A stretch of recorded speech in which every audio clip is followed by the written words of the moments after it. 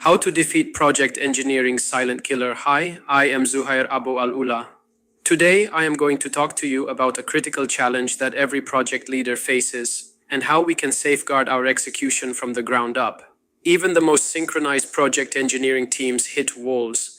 If we look closely at where the cracks first begin to form, we almost always find ourselves back at the very starting line, the initiation and planning stage. It is here that we encounter an old familiar adversary, a quiet risk that masquerades as progress, scope creep. We have all been there. The project is kicked off, the trajectory is set, and then the client knocks on the door with a smile asking for just one more thing. It seems harmless, a minor adjustment to a piping layout, an extra data point in an automation loop, or a slight modification to a structural support. The ripple effect in heavy industry. Let us be clear, there is no such thing as a small change in isolation.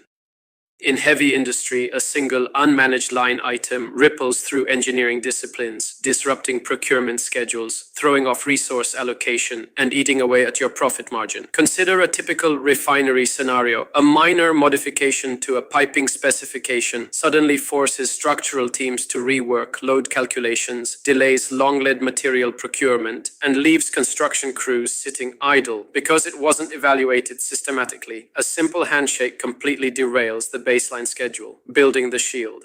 So, how do we protect our execution from this invisible drain?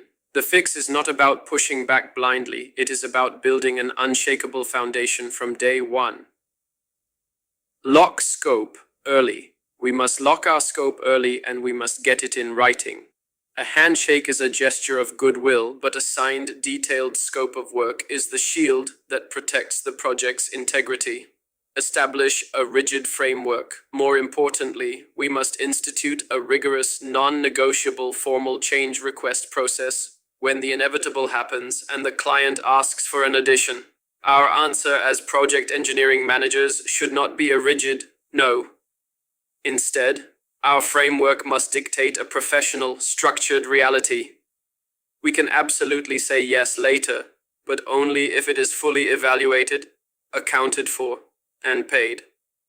By establishing this discipline during initiation, we protect our teams, secure our budgets, and ensure that when we move forward, we move toward a successful delivery, not a moving target.